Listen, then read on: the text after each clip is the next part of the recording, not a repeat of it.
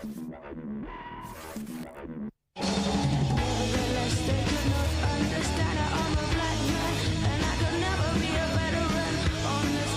to you by Pfizer.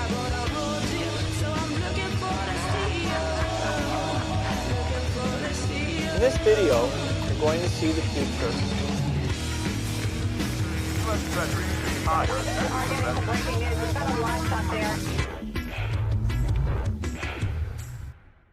Hello there, you Awakening Wonders. Thanks for joining me wherever you are. For the first 15 minutes, we'll be widely available. Then we'll be exclusively available on Rumble. Click the link in the description to join us there. Whilst the world may appear to be in disarray, while there appears to be ubiquitous crisis, holy war, global war, deception, lies, about turns, we have to continue to awaken together. We have to find within ourselves the resources that are going to be required to face what potentially looks like an apocalypse. Thank you for supporting us. It's plain that you have to support independent media now because the institutions are broken and require either radical reevaluation or total dismantling. Are we on the brink of revolution? Let me know in the chat. And if you support us directly, thank you. But we need your attention much more than we need your money, although we do have to keep going because now it's pretty plain that there are forces that want to shut down independent media. We're going to be talking about Biden flipping on the wall.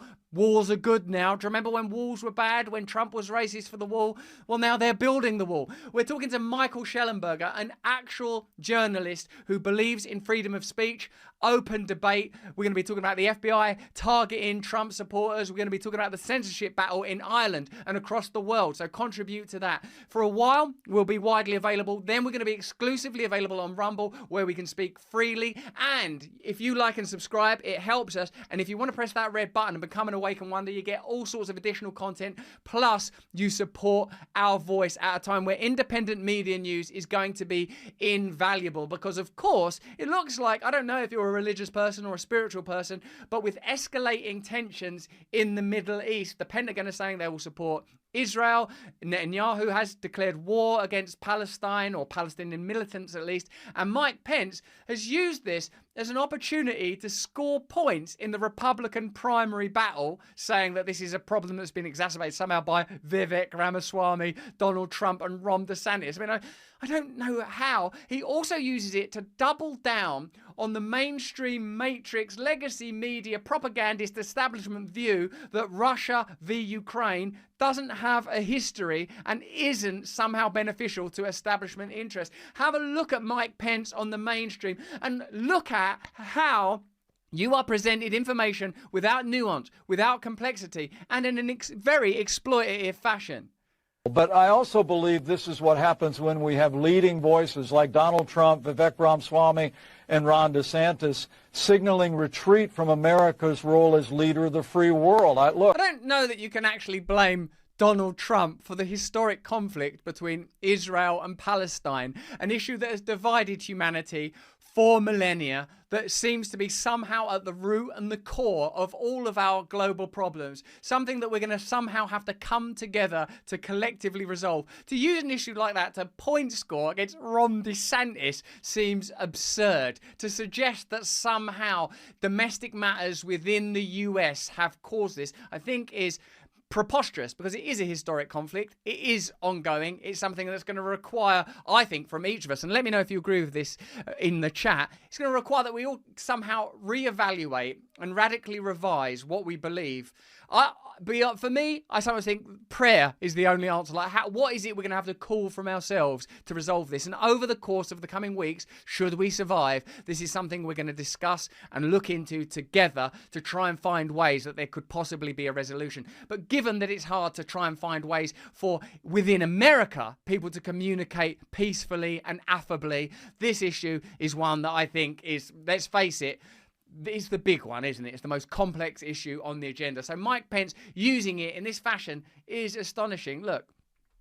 That what happened in Ukraine was an unprovoked invasion by Russia. What happened this weekend was an unprovoked invasion. Why would you use this to reiterate a talking point that's plainly not true. This is what happens if you get your information from mainstream media. You're given reductive, simplistic takes.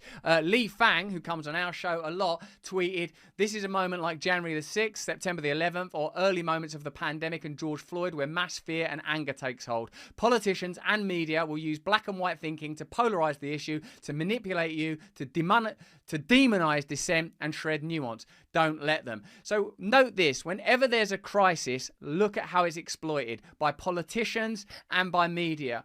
We know enough to know that this is an issue that's going to require incredible insight, delicacy, prayer, new forms of thought, new forms of diplomacy, plainly innovation, because it's an intransigent, ongoing issue that has defined global politics, religious politics, if there is such a term, and has been divisive for, well, you know, for as long as there's been monotheism almost. So we'll be talking about it in more depth and consulting some interesting and important voices and relaying the truth as best we can to you over the coming weeks. Obviously, Hillary Clinton is someone that has a very particular and specific view when it comes to complex and divisive issues. Note the way that Mike Pence tried to use this to double down on an existing policy and perspective. Have a look at this conversation with Hillary Clinton, where she talks about Trump supporters as kind of terrorists, I guess. She says extremists, which is adjacent to terrorists, and actually calls for reprogramming in the way that sort of wacky people used to demand gay folks were reprogrammed. Check this out, because this is something I've not seen before. It's an extraordinary use of language. Very strong partisans in both parties in the past. Hillary Clinton, I think, might be the symbol of what is wrong with politics, more than Donald Trump. I know loads of you absolutely adore Donald Trump, and whatever you think about him, plainly the establishment do not want him in power. I think that much can be said at this point.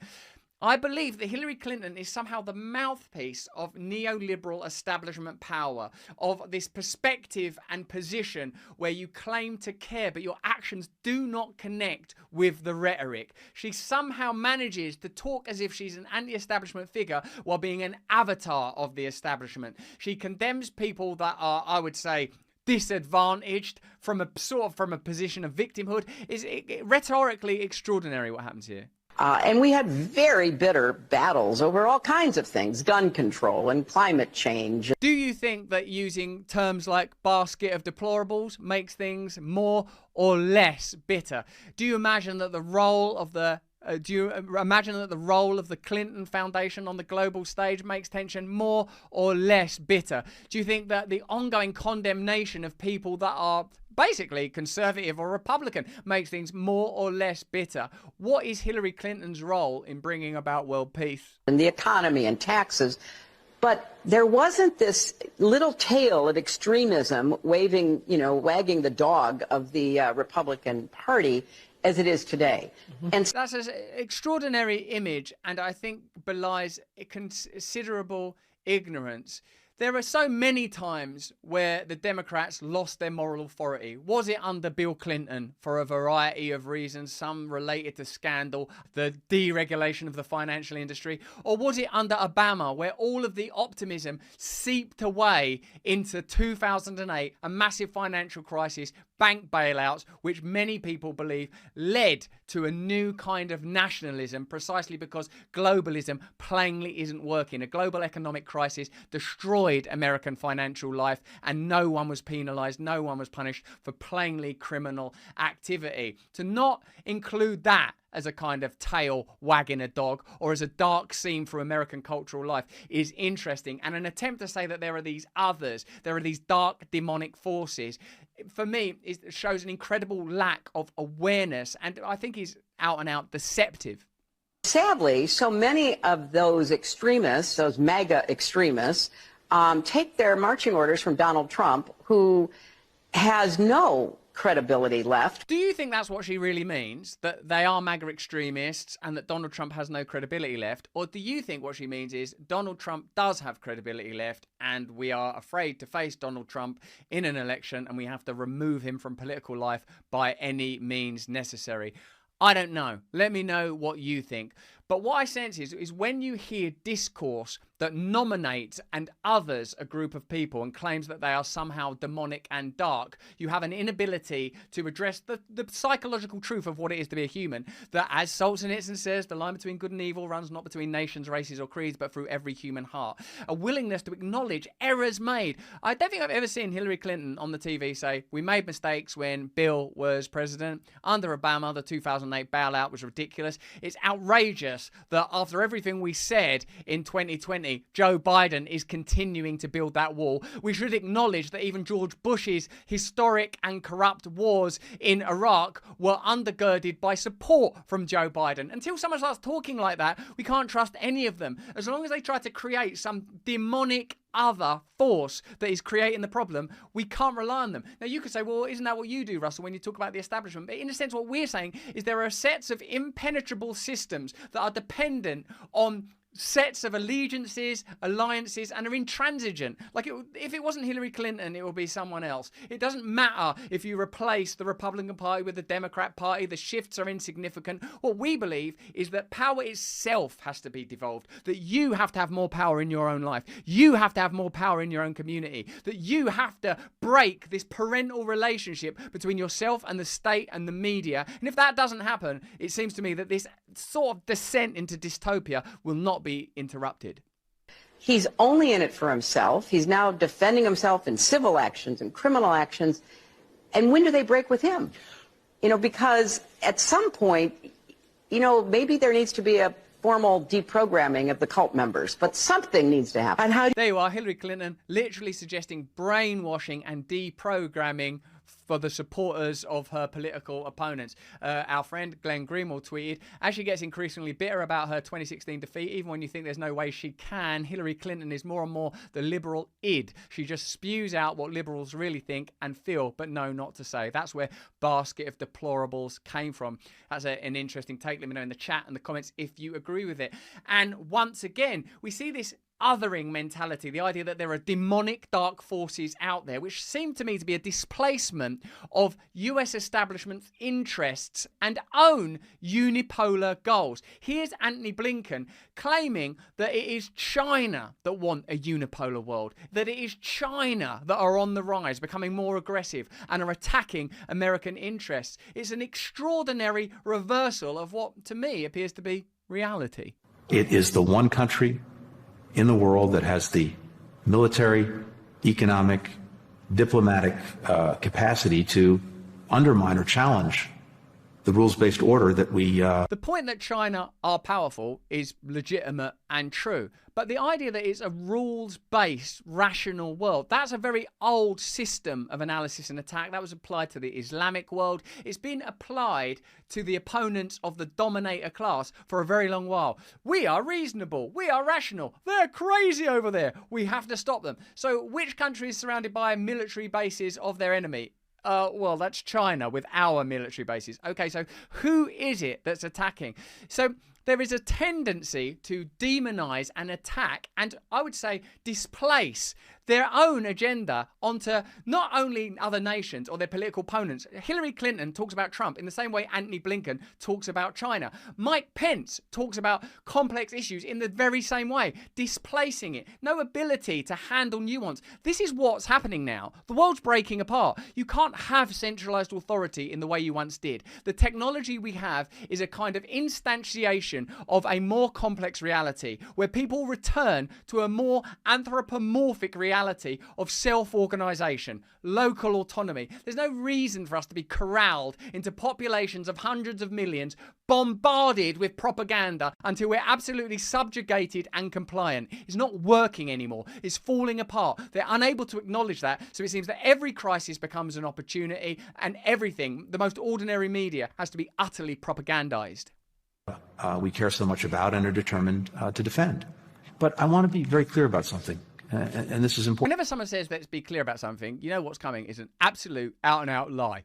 Our purpose is not to contain China, to hold it back, to keep it down. Definitely is, then.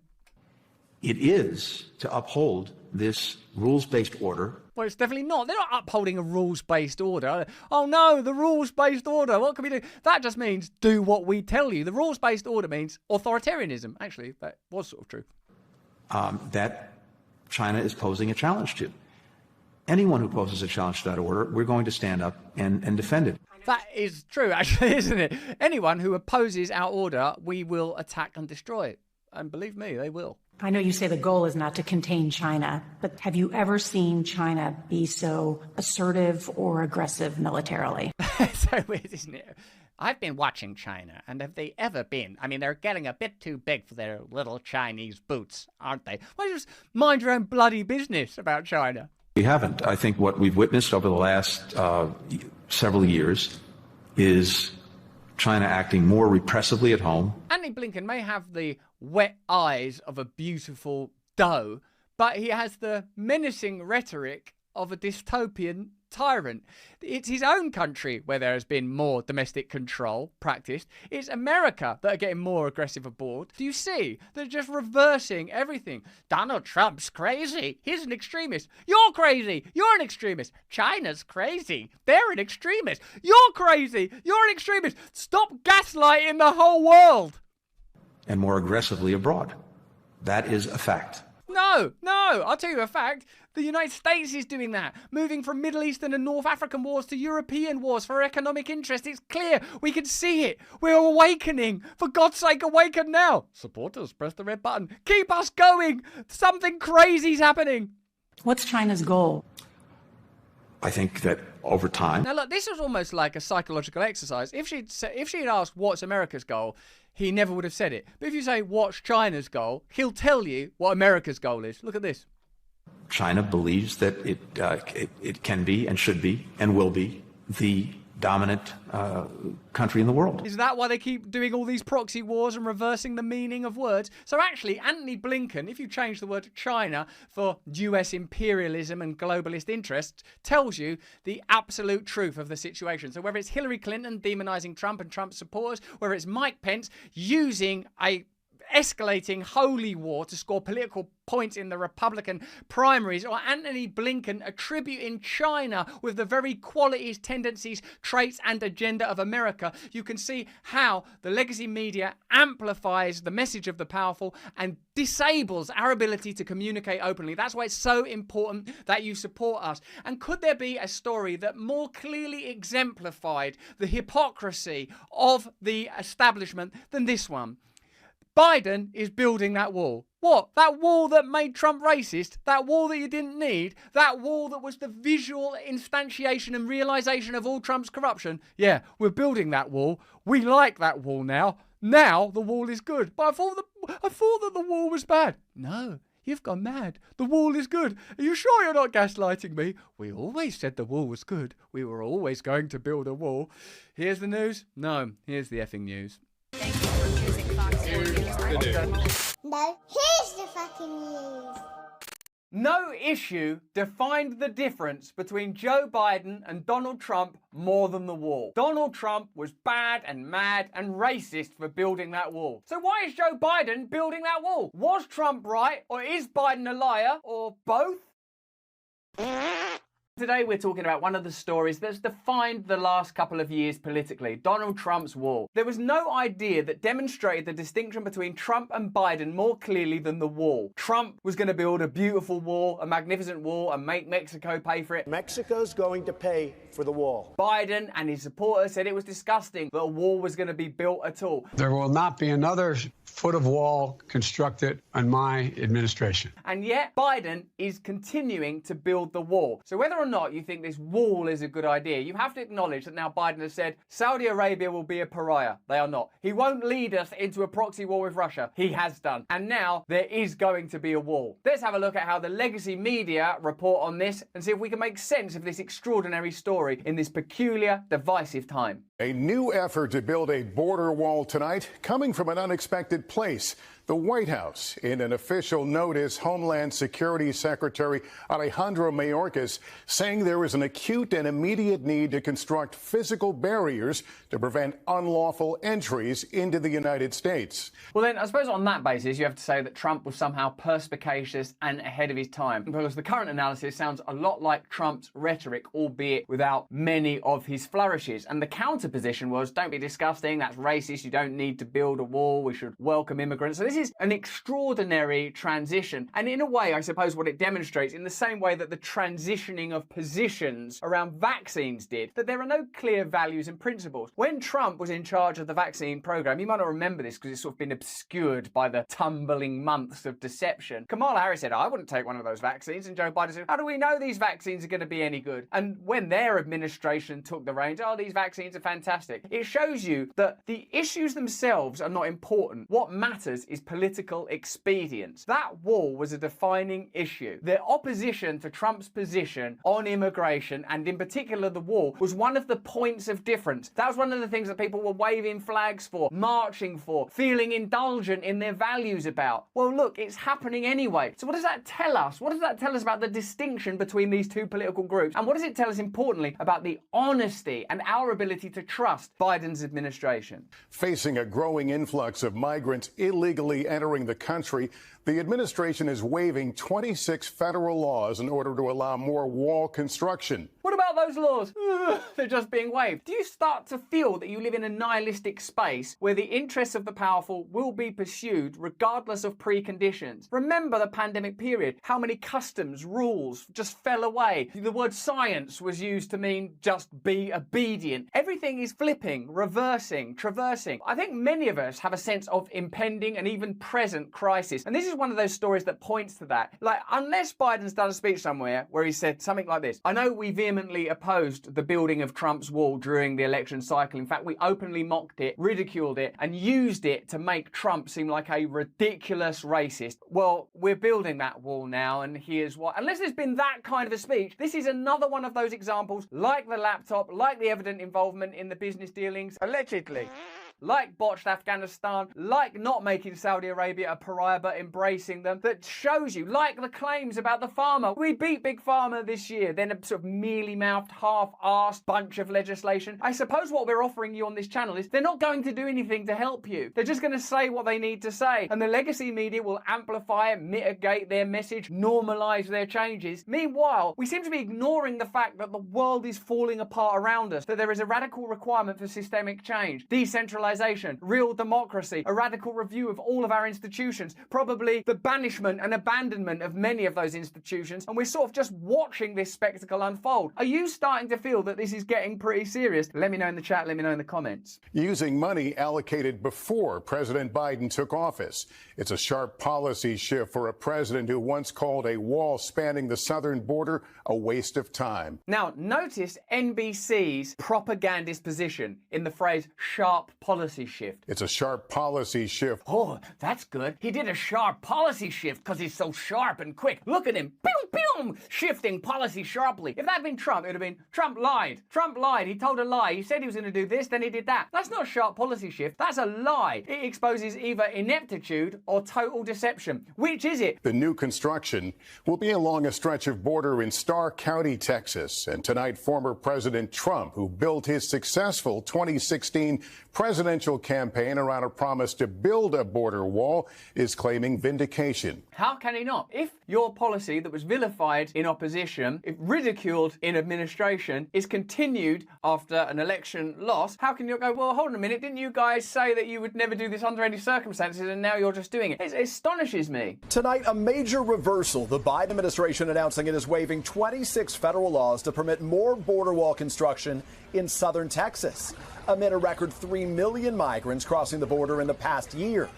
The head of Homeland Security, Alejandro Mayorkas, overnight declaring there is presently an acute and immediate need to construct physical barriers and roads to prevent illegal crossings in Starr County, Texas. But President Biden today appeared to contradict his own DHS secretary. Do you believe the border wall works? No.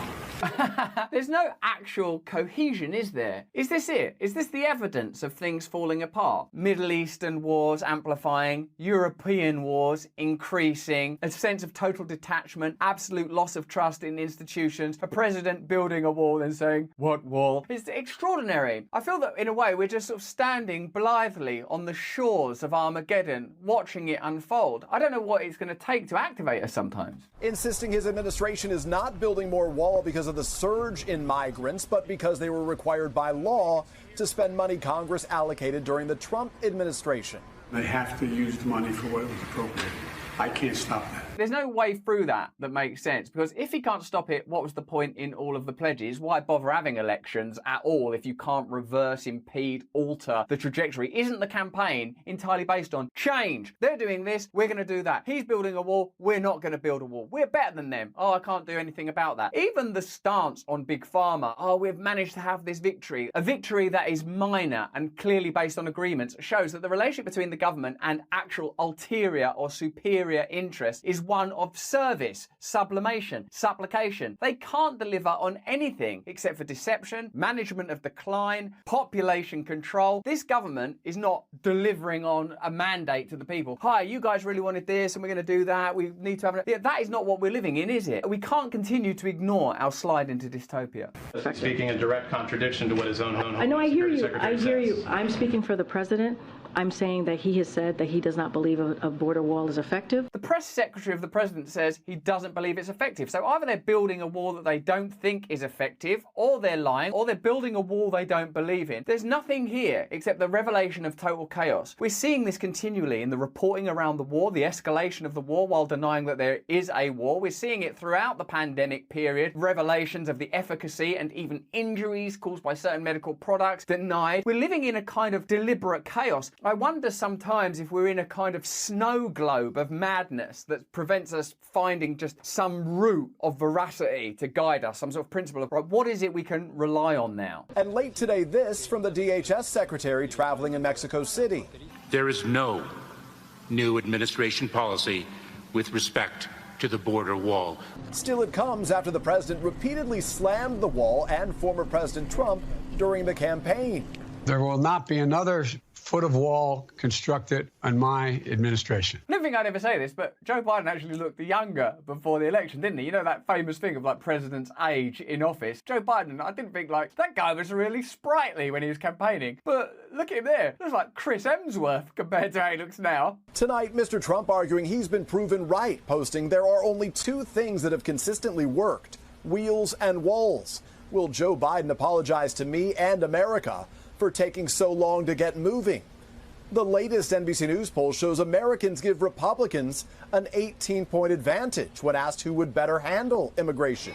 That wall was a symbol for Trump. It was a symbol of a clear, vivid image of American interests prioritized over global interests, you could argue. It was a symbol for Biden, his point of difference from Trump. And now what is it a symbol of? Deception, corruption, ineptitude, dishonesty, all of them? Let's get into it. Joe Biden has changed course on building a border wall as the US struggles to cope with a surge in migrant arrivals. Surge is a word we didn't used to hear much. Surges in pandemic spikes, surges in migration. Curious. The United States has a right and a duty to secure its borders and protect its people against threats, President Joe Biden said in a proclamation the day he was inaugurated in 2021. But building a massive wall that spans the entire southern border is not a serious policy solution. It's a waste of money that diverts attention from genuine threats to our homeland security. The argument that's used when politicians change their mind, the only argument that could ever make sense, is that there's been an evolution in policy based on an altering and evolving reality. But that only works if there's an ongoing dialogue, doesn't it? Unless you see Joe Biden say, I know I said this, but now we're doing that because of this. Unless you have that as a component. Remember during the pandemic, people said, yeah, but at the beginning, we thought lockdowns were effective. Yeah, but at the beginning, it seemed that this medication would be effective. But do you note how there was never a public addressing of the changing of the idea? Just a gentle seeping out of facts. Just a gentle dissipation of policy. No one ever said we were wrong about that, did they? Up to 20 miles of barrier will be built in Starr County, Texas, despite despite campaign pledges from the president not to erect another foot of wall along the border with Mexico. They say two things are inevitable in life, don't they? Death and taxes, and Biden's lies. Taxes, though, are inevitable. The IRS October the 15th deadline is just days away. The attorneys at Tax Network USA have saved clients over, get this,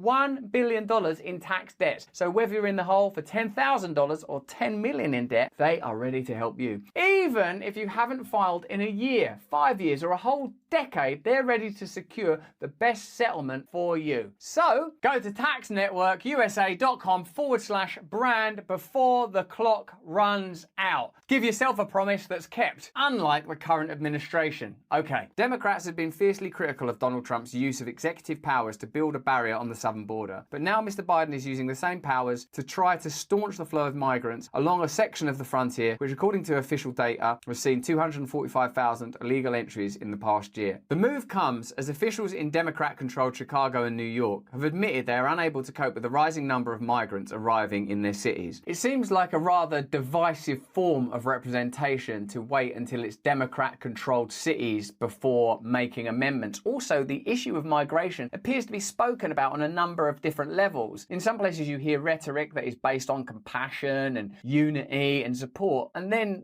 the general policy shift seems to be towards accepting that you can't have limitless migration because it destabilizes nations. So again, like with COVID, when are these shifts taking place and where is the conversation around it? We used to say this, now we're doing that. In the absence of that kind of open discourse, I think what you have is a kind of a bewilderment and a kind of chaos and an untethering of like, what is it we're supposed to believe now? What is it we're doing? What is it we voted for? Because you're not doing what you said you were going to do. Mr. Biden is also under pressure from voters to act, with a Washington Post ABC poll last week showing that 62% of Americans disapprove of his handling of the crisis at the US-Mexico border. The president has insisted that his position hasn't changed and that his hands were tied by Congress. We had no choice, Homeland Security Alejandro Mayorkas said at a press conference Thursday. It was mandated by law. But in defying over 24 laws, including environmental rules, to resume the wall, a stark reversal of his definitive campaign and presidential promise, the president has opened himself up to withering criticism from allies and gloating from the MAGA crowd. If it was mandated by law and they have no choice, how come they're able to overturn those other laws, particularly environmental rules that they campaign around and claim to care about? In a sense, I'm not even offering you an evaluation on whether or not there needs to be a wall. It doesn't seem to be something I'm particularly qualified to offer you. What I feel that we are able to discuss on our channel is the evident deception, lying, gerrymandering, manipulative language that is accompanying this issue, and a lack of discourse and conversation. If it's mandated by law, then how come you can break the other laws? What are your priorities around the environment? Do you remember the East Palestine rail crash? That was an environmental disaster. No one did anything about it. Remember Hawaii, when it was clear that there needed to be emergency funding? They didn't do anything about it. How could anyone continue to ignore the obvious fact that there's just an exercise in deception, manipulation, propaganda, lying? In fact, that's almost all it is. What else is it other than that? The Democrats who demonize President Trump for his focus on stopping illegal immigration and characterize his quest to build such a barrier as racism have been mugged by reality. That's a very good phrase, because now you have to shift all of the rhetoric and perception around what the wall represents. Now it represents something that's mandated by law, something that's absolutely necessary. So what did that mean then? This was actually the symbolic issue of the campaign. Those that wanted that wall were racists or lunatics or extremists. Those that didn't want it were said to be, by the legacy media, compassionate, tolerant, progressive. So now the wall is happening anyway. How do we make this shift? How do we adjust? Oh, so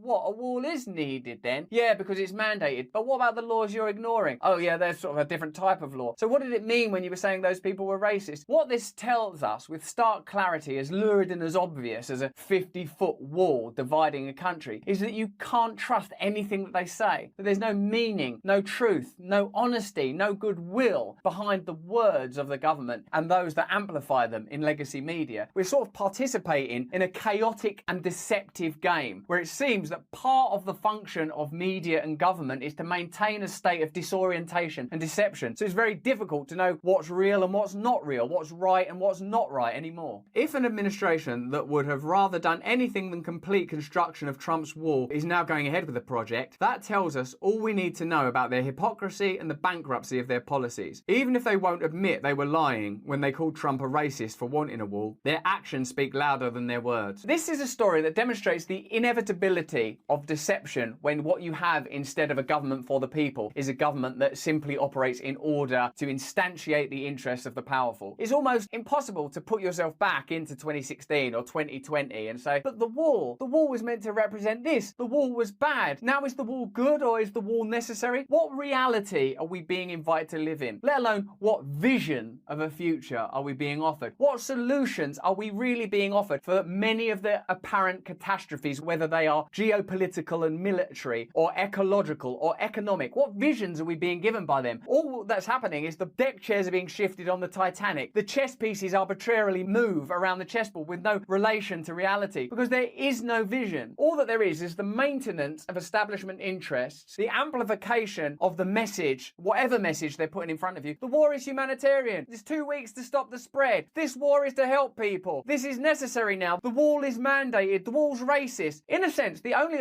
option we have is to somehow detach from the reality that they're offering us and start to begin to think about, well, how do we organise reality differently? On this channel, I feel that really we have to move from media reporting to the overt discussion of how do we organise society differently? What kind of reality do you want to live in? It seems like an extraordinary problem. The global wars, the religious wars, the despair, the lying, the ecologic, economic, ideological fractures all around our culture. It seems insurmountable. And I think it's meant to. And then you walk out into the world and everything seems okay and people seem all right. It seems that there is a solution available to us in that vision. Individually and communally, human beings have a chance. But as a part of this globalist nightmare of deception and ongoing lies, we are doomed. A wall can mean one thing one day and another thing the next day, and no one tells you that the meaning has altered. That is because they don't live in a grounded reality guided by principles. They live in a kind of deceptive, dystopic matrix of total consciousness control. But that's just what I think. Let me know what you think in the chat. I'll see you in a second. No, here's the fucking news. So let me know in the chat if the emblem of the Trump-Biden election was indeed that wall, and they can prevaricate and change the meaning of the wall. If the wall was good, then either Trump was right all along or they're more wrong than ever. Beyond trust. As our institutions fall apart, as our legacy media becomes more corrupt, as your trust in the government erodes to the point where it's barely even measurable, we need to communicate with reliable journalists. And as you know, there are still a few left in independent spaces.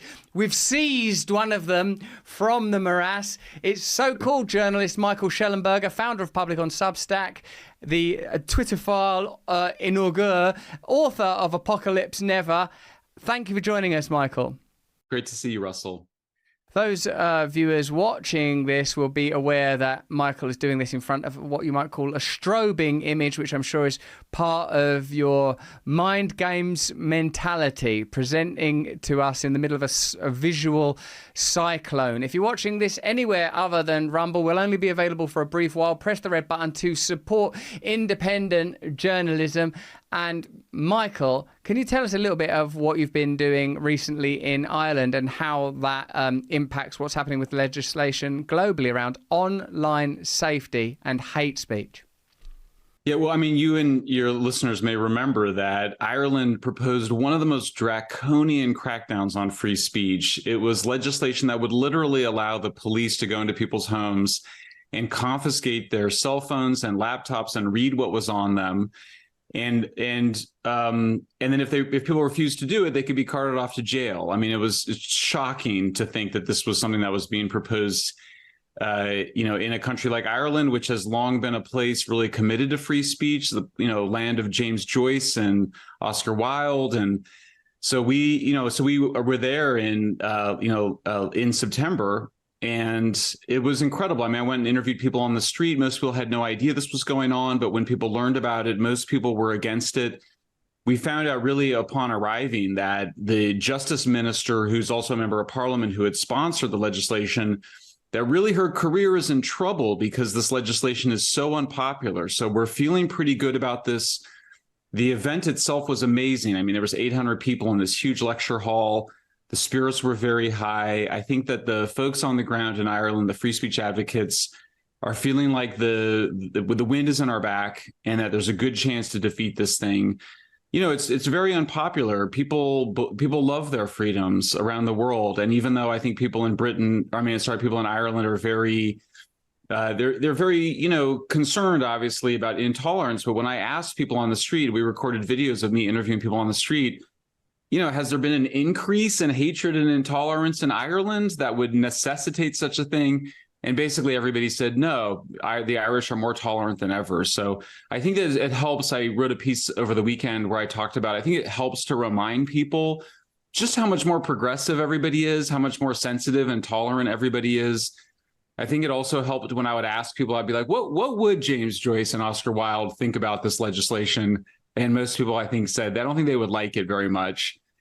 And also, it's helpful to remind people, because it's funny, people don't think that they'll be victims of censorship. Most people tend to think, they go, oh, there's these hateful people that are out there and there's none of that in me. It's kind of the classic, I'm a good person. Everybody thinks they're a good person. They never think that they would be subject to such censorship. But when you kind of remind them about how subjective hate speech supposedly is, and how many people will think, some people will think some things are hateful and other people won't, I think it really did help to turn people's minds around. So I wrote a piece this weekend that just said, just make people think about it for a minute. And I think people will end up siding on the side of free speech. Yeah, what you wrote in your piece, because obviously I read your journalism on Substack, on Public, which you founded, you said that you offer an alternative framing. It's pretty easy to see how, if you ask people the question, and censor takers for time immemorial have known that if you've said, do you think hate speech is good? Do you like child pornography? Generally speaking, people say, no. Would you like to stop child pornography and hate speech? Yes. But it's interesting that the framing of the argument is, of course, designed to ease us into censorship. Like that, when you think that the end point is police storming your home and grabbing your laptop, the only thing that would legitimize that would be, there's child pornography on that laptop. But of course, the law doesn't say exclusively and specifically in cases of child pornography, which is already illegal and doesn't require additional legislation. So in a sense, those points are redundant, and they are sort of, in a sense, using, neuro-linguistic programming, cyber warfare, hypnosis to create conditions where we the turkeys vote once again enthusiastically for Christmas. Yeah, I think that's right. I mean, there's this famous distinction between fast thinking and slow thinking, which comes from the great psychologist Daniel Kahneman, a contributor to something called behavioral economics. But look, it's a very ancient idea. I mean, this goes back to the Greeks, and this idea that it's easy to manipulate people when you can short circuit their thinking and make them think quickly and emotionally. Whereas this kind of dialogue, it's essential. It's essential to being free. It's essential to democracy. And so that was sort of, I was joking, I was teasing my readers. I just said this one simple trick. And the trick, of course, is to get people to think slowly about these things and to have that conversation, because irrationality lives in fast thinking, and reason and liberalism, in the best sense of the term, and democracy depend on slow thinking. Yes, and dialogue, it might be assumed, would lead to consensus. And whilst the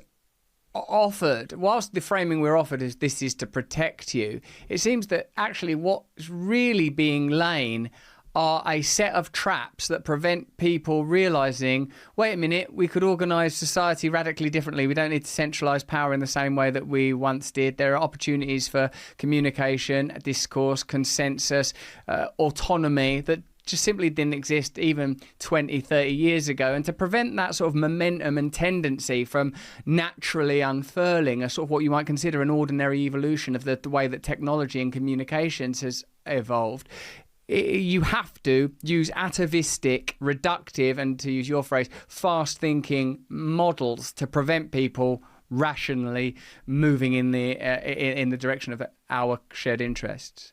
Yeah, that's right. I think the other thing you said there is so important is this idea that we're doing this to protect you. In fact, these measures would make ordinary people more vulnerable to abuses of state power. And that was part of the subjectivity I was pointing to, which was that you kind of get people thinking a little bit about it, and you kind of go, these are human beings that are going to be making decisions about what's hateful and what's not. And could you see how people might abuse that or start to manipulate that, or that even just innocent mistakes might be made and get people entrapped in them? And so I think that it helps to get people to slow down on it, and it helps to do it in person. And it was a delightful thing, because I think sometimes, even myself, I was sort of imagining that I think you tend to think that one person holds a particular point of view, and what you're reminded of is that when you talk to somebody, that we hold a whole jumble of opinions, and that actually the people will change their mind, or they have different views in different circumstances. So I think for me, the watchword right now is just rehumanizing the conversation. And it's just so dehumanizing, the ways in which the media culture work,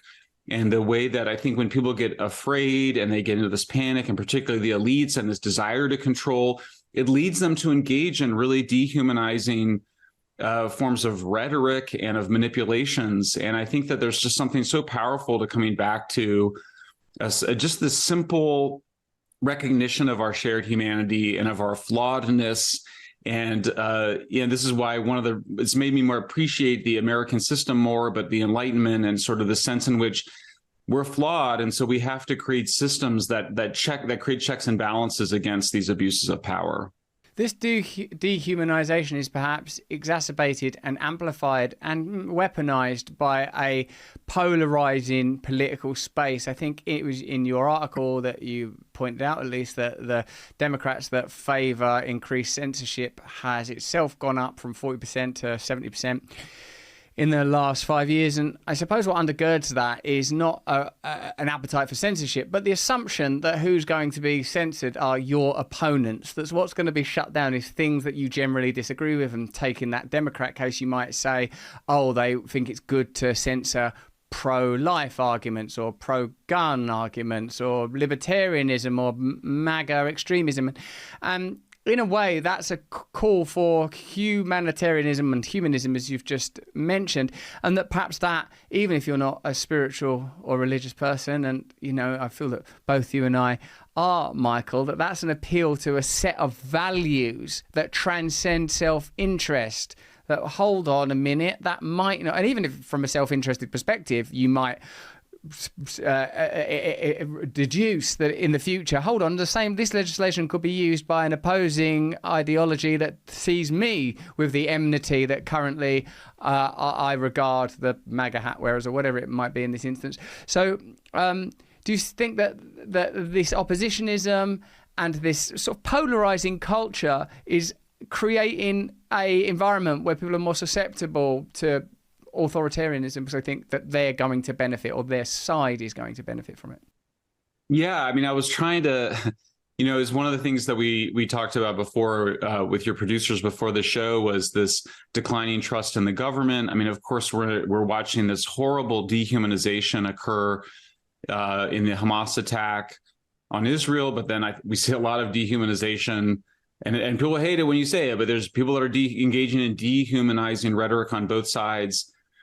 Is it worse now than it was 100 years ago? I don't know. I mean, it was obviously pretty horrible 100 years ago. I mean, you start to look back at periods. I find myself looking back on periods like the 90s and being like, we were in a much better way back then. There was much less this dehumanizing rhetoric. I definitely think that social media has contributed to it. There's the experience that we have, and I'm having it right now with several people where, you're being attacked online and you feel like everybody's watching, and it makes you very scared and paranoid and small, and that you can kind of go in one of two directions. You can be smaller and hide and be quiet and not take any risks, or you can reaffirm, I think, what we would call more spiritual values, which is the value of embracing all of humanity, of viewing ourselves as children of God. At least that's how I talk about it.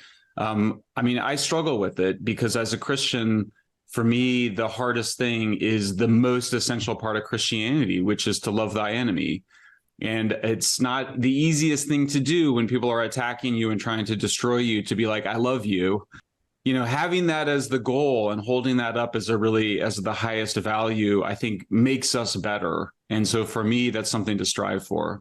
Yeah, as our Lord and Saviour Jesus Christ says, if you just love people that love you, well, that's expedient and ordinary. So it's only in loving your enemy, on bestowing blessings upon your enemy, that you're able to transcend this material state and this material paradigm. And often when we talk, and like indeed, you're one of the journalists that I'd most cite as being a symbol of this.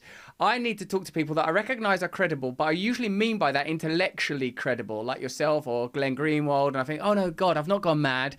I am just remained anti-authoritarian, and the system has shifted around me, and the rules have all changed. It's gone all mad and dark, and unless we're able to derive our values from somewhere outside of rationalism, that in a way can always make an argument for ultimately self-interest. There is no meaning. We're just like rushing towards nothingness.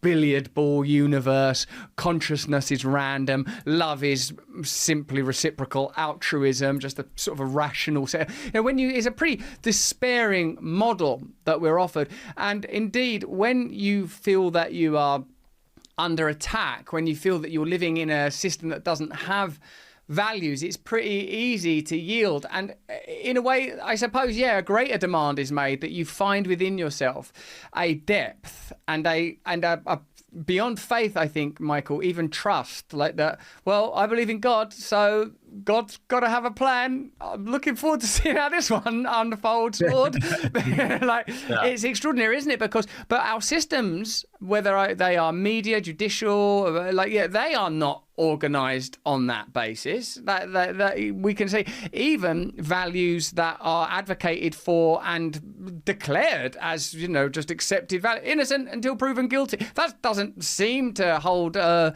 great deal of sway. So where do we derive these values? And I've, I hope you don't feel, shortchanged by me I would never have assumed that you were a person who's primarily, because if you are a spiritual person at all, you have to be primarily spiritual. Otherwise, what is it? A sort of a safety net, I guess. So it's fascinating to hear someone who's so well researched, thorough, direct, and astute, relying on religious principles. It helps me, man.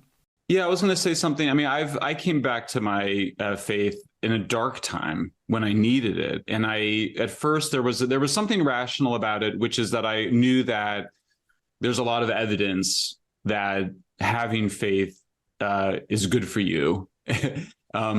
But there was also a leap of faith, and this is something that comes out of the existential tradition too, particularly out of Soren Kierkegaard, who was a brilliant Christian existentialist, but it's also in Friedrich Nietzsche, who was a very famous atheist.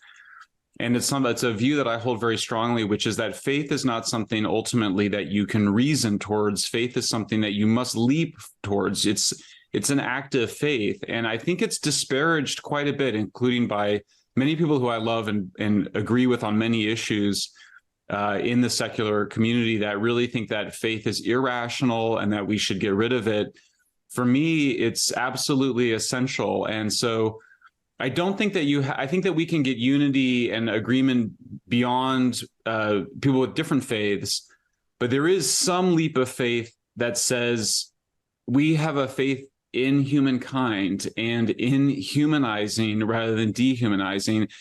And I can make a bunch of reasonable arguments about it, but I do think that ultimately it's hard to get your way there through logic, that you're making a leap of faith to believe in God, or to believe that we have a soul, or to believe that humanity is basically good. And I think even for things like liberal democracy, I just think that those numbers that your colleague sent me showing the declining trust in government, I mean, it's really scary, and particularly at a time of so much trouble in the world. And I think we have to affirm it. We can argue for it, but I do think you have to, if you are pro-human, you must be pro-civilization. And if you're pro-human and pro-civilization, you must be in favor of liberal democracy and of free speech and of innocent until proven guilty and of all of the other foundations of civilization, because you can't be pro-human and against civilization, because if you don't have civilization or you don't have these these rules of liberal democracy, then the outcomes for humankind as a whole are far worse. Plainly, they don't believe in these principles except when it's in their service, I say they. And I'm, in a way, I'm just doubling down on the point I made about the increase in Democrat support for censorship. They obviously don't believe in free speech because it has no value unless you believe in free speech that you don't agree with, in much the same way that you and I are just talking about spirituality. Unless you are willing to love thine enemy, then all you're talking about is rationalism and logic. Now, logic and rationalism are by their nature based on measurement and discernment, and faith in a sense is an invitation to hurl yourself into the mysterious abyss and pray that it's not made of nothing but of something, that there is some telos other than just blind expansionism, and I mean that in the cosmological sense rather than the imperial sense. Now, what do we do, mate, when you have figures whose primary pose appears to be around morality and ethics? Say, take Justin Trudeau, please, and take him, who seems to be all about kindness and sweetness, and I see him joshing along with the leader of the opposition, taking the speaker to the seat, but that speaker had, just before condemned the trucker protests, or last year at least, as Nazis on the flimsiest of evidence, no evidence actually, to suggest that Nazism is what they're interested in. Meanwhile, they applaud an actual Nazi and then sort of ask us to sort of forget it and consider it as potential Russian disinformation, as usual. And also that they are similarly introducing new streaming laws and the ability to regulate podcasts. How is it that the new aesthetic of authoritarianism is sort of couched in this floppy-haired liberalism? How have we found ourselves here? Yeah, great question. We're working on we've really plumbed a lot of this. I mean, obviously there's two things going on. There's a censorship industrial complex, which we've seen funded by governments, both in the UK and in the United States, the Five Eyes nations as well. We see the involvement in intelligence and security organizations, but there's also this cultural desire. And I think that some of that is coming just from a place of privilege. And just to put a point on it, I think some, coddling, where there's this idea that I shouldn't have to hear disconfirmatory information. I think that hearing people that disagree with you or that are debunking your views or challenging your views is uncomfortable. And so there's some extent to which I just think there's a lot of privileged people in the society that are saying, I shouldn't have to hear those views. So it's gotten, in some ways, it's a magnification of the filter bubbles that get created from social media platforms. The intolerance is coming from privileged elites. I always point out that the people demanding censorship are not, bagging your groceries or filling up your car with gasoline. They're not making products at the factory floor. They're working at universities like Stanford, like Harvard. That's where Jacinda Ardern, the former prime minister of New Zealand, went to. And so it's coming from the elites. It's a kind of demand for privilege. It's absolutely oppressive, obviously. No movement for human liberation has ever demanded censorship. They've always demanded the right to speak. That's been the first thing that's been part of movements for human liberation. So I think what you see with Trudeau is somebody that really believes there's a fanaticism in it. That he is absolutely he's pure. He's never wrong. He's never malintentioned.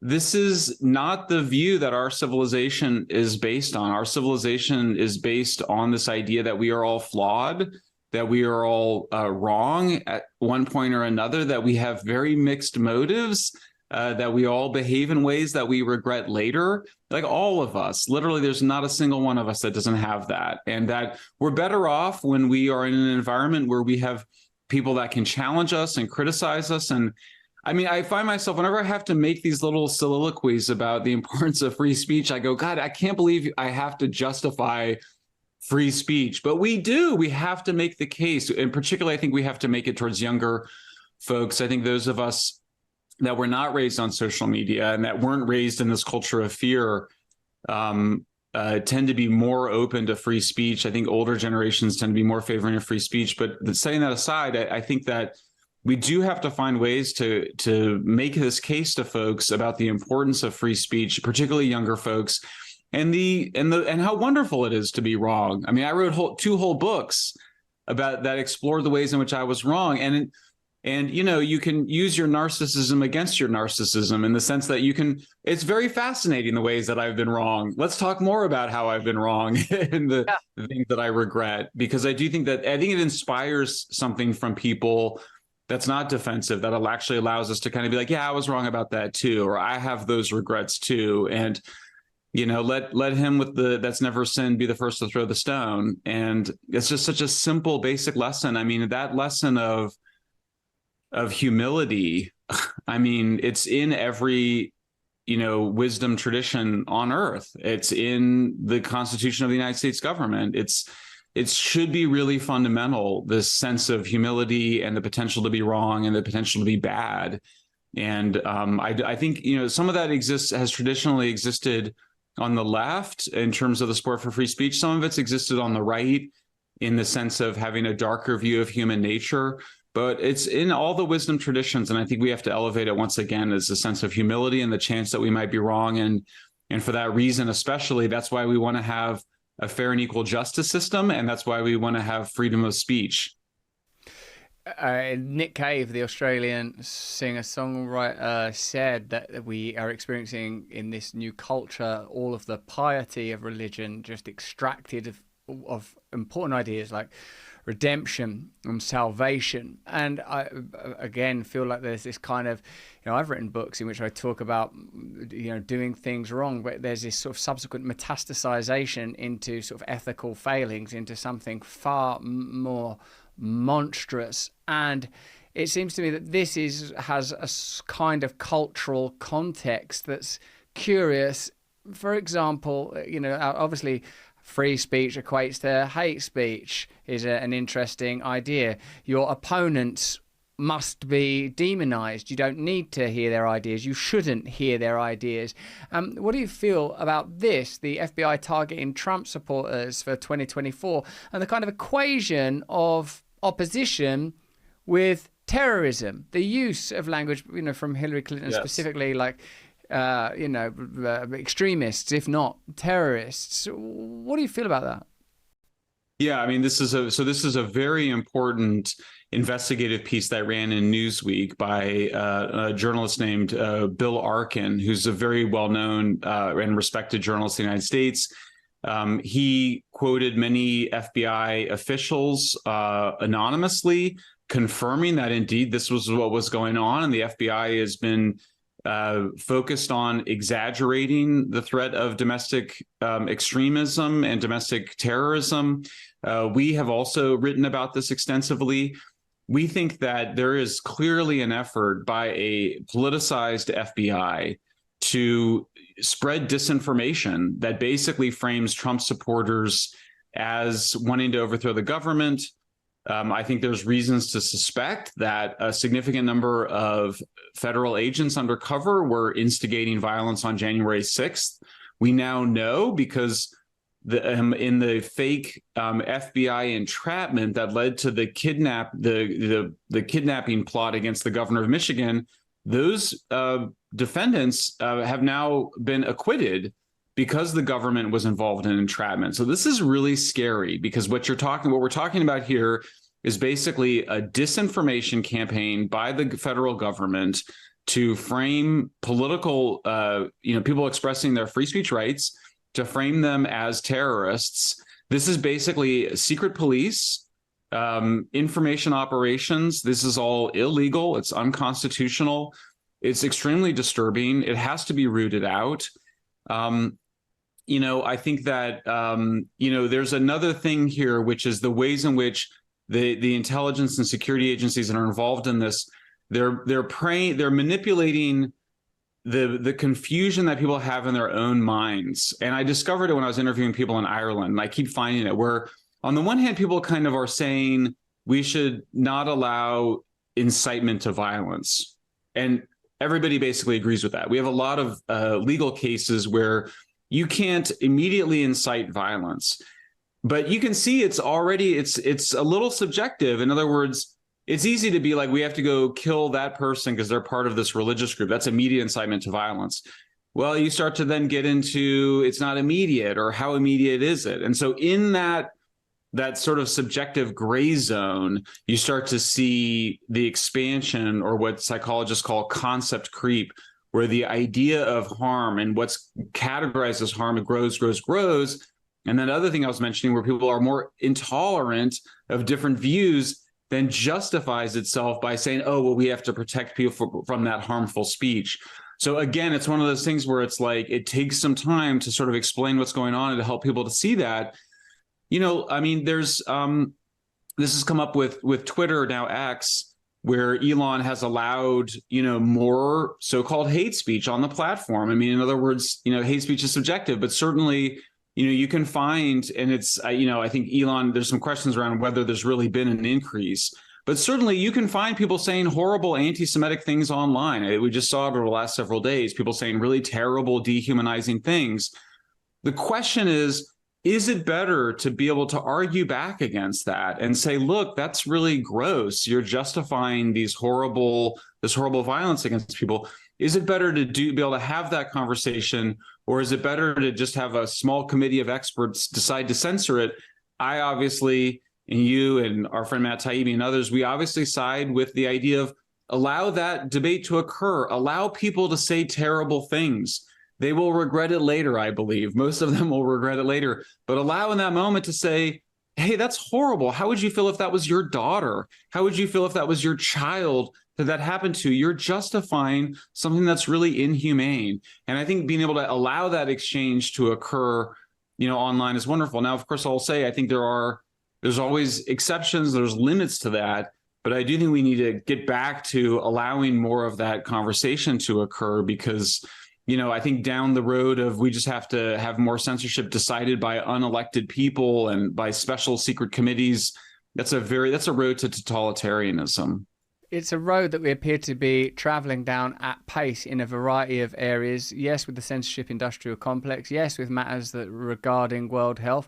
Yes, with matters regarding war, increasing, ongoing war, without, it seems, due democratic process, without the ability to debate or discuss it, without a vision for peace in sight or even really discussed in some instances. This thing you said about the concept creep and the increase in what constitutes harm, I suppose, by its nature, legitimizes authoritarianism. And it seems that is the trend.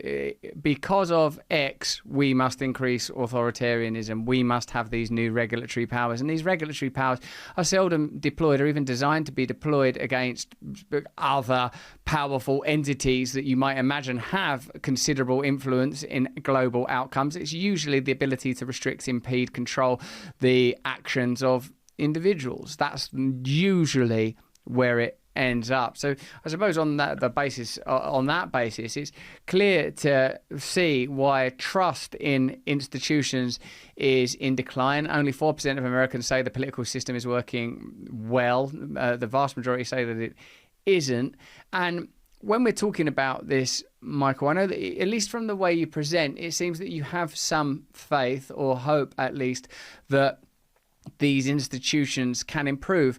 Now, for the first time, it seems, in this sort of the cycle leading to 2024, people are saying we would disband the CIA, we would disband the FBI. This institutional mistrust appears to be reaching levels where people are at least, rhetorically, I suppose, discussing, suggesting the possibility of what might have been regarded as revolutionary change. Is that what is required, or do you believe that reform can be effective even in the areas we've discussed, where I know a lot of people think, oh my God, this is seismic. We are on the edge of something absolutely terrifying, not just because of the loathing and distrust of the media and the government and many of our institutions, but because it appears that there is a trajectory towards centralization in many, many areas of public life, and it's beyond national. It seems to be a global and somewhat coordinated issue. Yeah, I think that's a really interesting question. I mean, I think there's a lot of ways in which I and many others, I think, see the current moment as very similar to the 1970s.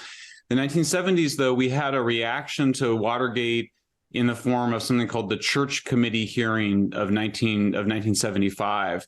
But it was the Democrats that were running that hearing, and it had the support of Republicans. And they really this is where they exposed MK Ultra, the drugging of people without their permission. I mean, shocking experiments were done by the CIA, but we also saw abuses of power by FBI, of course. And there's still things from that era that we don't know. But you saw a sort of reform of institutions. And I think this is what America's founding fathers meant when they said we need a revolution every few decades. You need to clean out these institutions. I personally think it would be going too far to completely shut down the FBI. The CIA, I mean, every government has spies. It's hard to believe if you got rid of the CIA that you wouldn't have spies operating through State Department or something else. On the FBI question, do you need a national police force? I mean, there's ways in which a lot of the positive improvement of policing occurs when there's some standards being put to reduce. For example, we've seen a decline in the use of violence by police forces since the 1970s. So I think that just abolishing these institutions is just too radical. I think it goes too far. But you definitely need new heads of these agencies who are psychologically healthy and apolitical. I think that one of the things that I've been very interested in is the ways in which totalitarianism is characterized by psychopaths and narcissists taking over important societal institutions. And that means people that use their charisma to mesmerize and hypnotize people, basically with this line that we've been talking about, oh, I'm here to protect you and protect you from all this hatred and domestic extremism, and the psychopaths who will basically destroy people's lives. I mean, the entrapment that the FBI has been engaged in is often entrapment of people that are mentally disabled or mentally ill. I mean, that's pretty gross. Like, you have to be a pretty uncaring person to be able to destroy somebody's life in order to achieve a broader political goal. So you need to be able to take over. Now, the problem is, and I pointed this out in this piece I wrote about Jim Jordan, who's the head of this subcommittee investigating the weaponization. He's a lot like Frank Church, the member of Congress, was in the mid-'70s. The difference is that the Democrats are against Jim Jordan. In fact, they demonize Jim Jordan as sort of anti-democratic, even though Jim Jordan has done the most to sort of surface the abuses of power, both by Department of Homeland Security in terms of censorship, also by FBI. But I will say, the United States, we still have a constitution. We have a really strong First Amendment that protects free speech. And the Fifth Circuit Court of Appeals, in considering Missouri versus Biden, which is the lawsuit around censorship, recently came back and actually expanded the injunction preventing this Department of Homeland Security agency from talking to social media companies. And I do think the Supreme Court will decide to hear this case. I do think the Supreme Court will side with us. So when I look, it's like a knife fight in a phone booth. It's like we're definitely having some setbacks all around the world, and the demonetization, including people, including you and others, is really disturbing, really scary. That's YouTube is out of control. I mean, Facebook and YouTube and Google are absolutely out of control. Happily, we have X. Elon has made it much freer. We have Supreme Court in the United States. We have the pushback in Ireland that appears to be working. Similarly, our friends in Brazil say that as soon as they explained to people that what you're proposing is censorship, it did start to change the conversation in Brazil. So I do think that, it's cliche, but I will just say, really fighting for free speech does matter. I think the event that we did in London had a big impact. I think the event that we did in Ireland is important. It's quite lovely, I will say, just at a human level, to be able to have these conversations and have these exchanges. I've made some really lovely friends around the world. Almost everybody has been canceled. Everybody has been sort of personally hurt, including quite badly. And so to be able to find each other and build community has been one of the most satisfying and rewarding parts of building this free speech movement. Right. Yeah. You're right to have done that, man. I guess I feel like I got no choice now. Like I can't have one foot in each camp anymore. This is real, Yeah. I want to add Rumble to that list of people advocating for free speech, obviously, for some reasons that are pretty bloody obvious. Also, I want to talk about the idea of transparency. Whilst the population from various nations have less and less ability to live privately. Privacy is being equated with criminality, another one of those peculiar conjunctions that we've been discussing throughout this chat. There is no transparency in government, or perhaps insufficient transparency in government. In a conversation I had recently with Scott Adams, we discussed the possibility of absolute transparency at the level of government. What would happen there if you were able to witness all expenditure, if you were able to plainly witness all funding, if it was sort of open source and accessible? Is that possible? Would it ever be possible?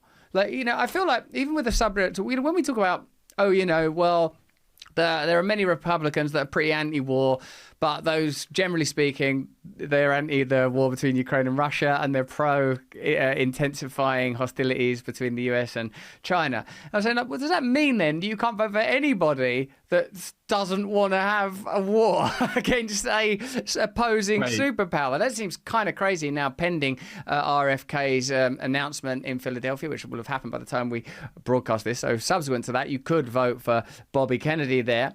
But I wonder if, when it comes to free speech, this issue of transparency, I wonder, do you think that that's possible? Do you think that would ever happen? Is it feasible? And also, do you think that in the same way, after your point about Brazil, that we could end up with free speech kind of exiles in the same way that you might have once had tax exiles, that there might be principalities and regions where free speech is tolerated outside of the kind of Five Eyes countries, for want of a better phrase? Yeah, great question. I mean, I think it's, we're right before the recent war and attacks in Israel. Everybody was focusing in the United States on the border. And I mean, here we have in the United States. But it's also similar in Europe. I mean, here we have people around the world fleeing to free countries. People want to come to the United States and Europe because they want to be free. They want to be able to speak their minds. They don't want to be victims of censorship and state oppression. So at the end of the day, I do think that what we have going for us is that most people do want to be free. I have arguments with some people about this, because obviously there are some people that do want totalitarianism, and you are people that want censorship. But I think that's often that fast thinking. You get into slow thinking, you make people start to you require people to slow down and think about it. I do think they side with free speech. Similarly with transparency, boy, are you right about this. I just was reminded how frequently the U.S. government is moving money around to hide various projects. Now, sometimes if you're making a new, secret weapon, a defensive weapon, it might be justified. But even then, you're supposed to have congressional oversight. There's been far too much secrecy on these issues. We do need a whole new era of transparency. On COVID, to give one example, you may remember there's this moment where one of Anthony Fauci's aides said, I'm going to use my private Gmail to avoid future Freedom of Information Act requests. And they ended up getting those emails anyway. There is this sense in which the people that are in charge, they know obviously that what they're doing doesn't look good and it is probably bad. And they really don't trust the public. I think in some sense, they really don't like the public. They don't really think the public has a right to know. And yet that's been so foundational. That's, I think, one of these other reforms. So, I mean, I do sometimes, I can't, like you, I think you kind of go, man, I mean, if there's really a crackdown here, do we have to go somewhere else? But it's like, where else do you go? I mean, if the United States can't remain steadfast in its commitment to, free speech, equal justice under the law, innocent until proven guilty, transparency into how our tax money is being spent, then I just think Western civilization is over. Like you can start to lose some liberal societies in the Western alliance, but you start to lose the United States, and I think it's game over. And so I think we are going to get a victory on Missouri versus Biden. I will say America's been in some pretty dark moments before. The most recently was sort of the 70s and the abuses of power that we saw in the late 60s, early 70s. But we really do have an amazing system here. And I think that culture is still here, but people forget it when they get caught up in the emotions of social media and fast thinking. And I wonder if that culture is being diluted by this, simply by almost technological advancement, in a sense, the same way that the industrialization of war made, the First and Second World War much worse than their predecessors, and perhaps that doesn't tell the whole story of the preceding appetites. I read something about like the brutality of the early days of the French Revolution that was sort of an indicator that the sort of venom was still present. It's just they didn't have the mechanization that would facilitate murder on the scale of sort of 50, 60 years later. 200. My point is that what concerns me is now the machinery is in place for dystopia, and it appears sometimes that legislatively moves are being made that suggest that the idea of a consensus between those that are governed and the governing is breaking down. I spoke with Glenn Greenwald a little while ago, and he says, anti-protest laws, pro-surveillance, pro-censorship, AI and automated civil. It seems that now, once there was a kind of necessity to, like, for billionaire philanthropists to toss dollar bills from the window of a passing limo in a gesture of appeasement, whereas now it's just like, well, we're just going to have robots on the streets of New York that at the flick of a switch can be utilized to absolutely control you, and the militarization of the police forces.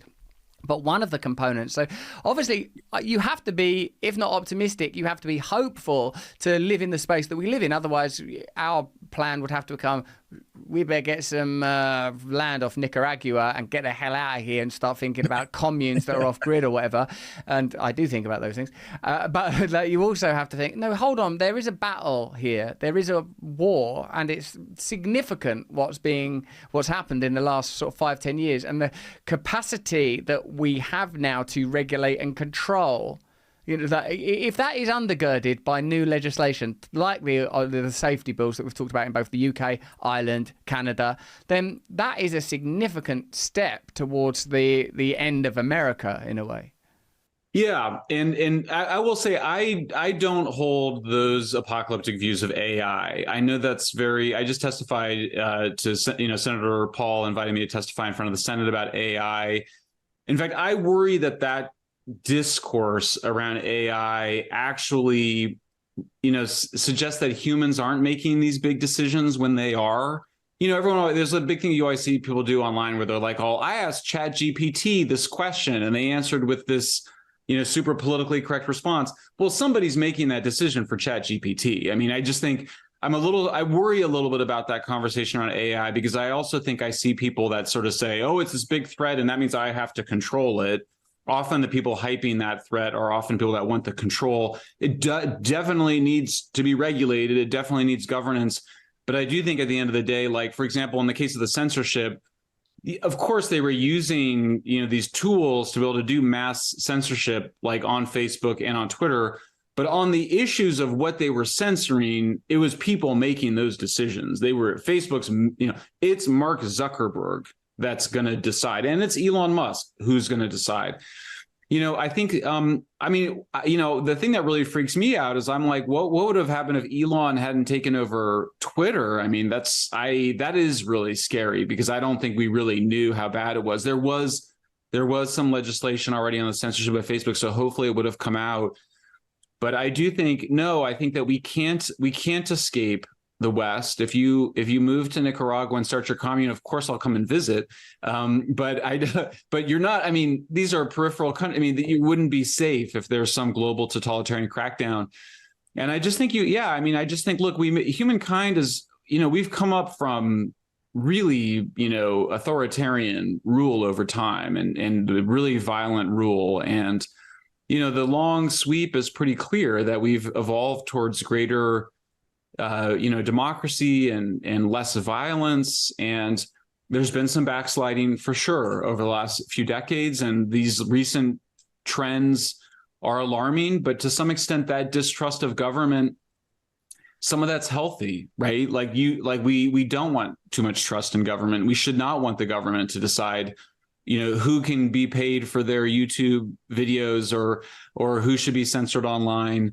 So, I think it's a very, very dark moment right now, but I think we should remind ourselves that this too shall pass, and that nothing is permanent, and that reality swerves. It's that trends tend to be non-linear, in many cases, not linear. I like that. Do you, though, as a Christian, ever concern yourself with the idea that there might be some terrible apocalyptic showdown on the horizon that we're all going to be invited to participate in? I mean, obviously, nuclear war is just the most realistic possibility for apocalypse, and I think everybody should be scared about it. I mean, that's how nuclear weapons sort of work, is by scaring people. It's deterrence. I'll say, though, that my understanding of it, and I've done some amount of research and writing on this, is that the most dangerous moments around nuclear were when we first got them, when the Russians and Americans first got them, and we were sort of not sure, how to handle them. So we had the worst scares, the Cuban Missile Crisis being the closest that we came. Since then, we've created much better communications. I think there was a recent instance, as you may know, between, the Ukrainians asked Elon to expand Starlink support up into new areas, and he declined out of concern for nuclear war. So I do think that we also saw India and Pakistan. Everybody thought that if India and Pakistan got nuclear weapons, that they would have nuclear war, but it actually ended up helping them to de-escalate the situation. The most dangerous moment is when people first get the nuclear weapons. So I think I've been misunderstood on this issue before. We should be scared of nuclear weapons. At the same time, we have put in place some means to prevent their being used. But this is all the reason why we have to negotiate a peace in Ukraine. I mean, at this point, I think most people want to see something negotiated.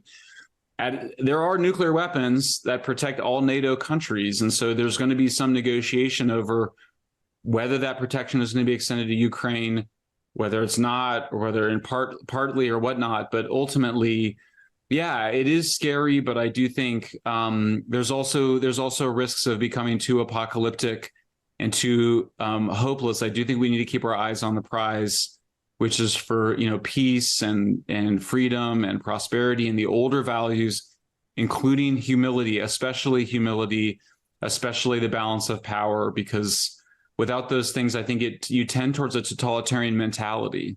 Yeah, that's good. Like an arcane honoring of principles like humility and an acknowledgement that technology appears to be moving in the direction of allowing less centralization, more communication, more dialogue. And it feels to me that what's being cultivated is a mindset that's like, no, we should use all this to centralize power and create a centralized global entity that can regulate above them, whether it's the WHO pandemic treaty or these eerily similar set of legislations across Anglophonic countries to increase surveillance, or whether it's we have to rely on the largesse of Elon Musk to prevent escalating wars, between a proxy war, at least between superpowers. Michael, thank you so much. Thank you for covering so much territory in such good faith. That's what I feel is perhaps lacking in the conversation around sort of social, cultural and political issues at the moment, is a sort of an open-hearted intention towards resolution rather than a further validation of a polarizing position. Yeah, I feel that you're doing a lot of good, mate. Thank you so much. Thank you, Russell. I appreciate you too. It's back at you. I appreciate the love that the love and the faith that you're bringing this. Oh, cheers, mate. Thank you. What choice do we have now? Thanks, man. It's the right choice. Thank you, Michael. You can follow Michael's work by going to public.substack.com and follow him on X by searching at Schellenberger, which is well worth doing because, as you just witnessed, his contributions to the conversation are always enlightening. He has become, I think, an example of what he espouses. He indeed is the change that we would like to see in the world. On the show tomorrow, Kim Iversen is joining us. Of course, we'll be going to... on the show tomorrow, Kim Iversen is joining us. We'll be talking about RFK's announcement. Can an independent win in this new America? Is that the only option we really have? Who's going to be most hurt by it? Trump or Biden? Does it mean that Trump or Biden may not run? What will it mean? And of course, we're going to be talking about events in Gaza. Click the red button to become an Awakened Wonder to support us. We just spoke there tangentially, didn't we, Michael and I, about governments preventing us from monetizing our content. That means we need you to support us more than ever. You don't just get this content, of course you don't. You get meditations, reading, a new book club, full conversations that we have so that you get access to additional content and you get to be part of something powerful. You think we're going to stop at just a media organization? You think we don't have political intentions? You don't think that we don't now live entirely to serve you in the great consciousness that undergirds all reality? That's why we want to thank Embrace Freedom, Kiwi Lauren, Boogs 2021. These are all new members, along with The Pearl and Brad R76, who have become Awakened Wonders, who will get new content, and come the great day, will be on the side of the righteous. Join us tomorrow, not for more of the same. We wouldn't insult you with that, but for more of the different. Until then, if you can, stay free. Many switch in, switch on, switch off. Many switch in, switch on, switch off. Many switch in, switch on, switch off. Many switch in, switch on, switch off.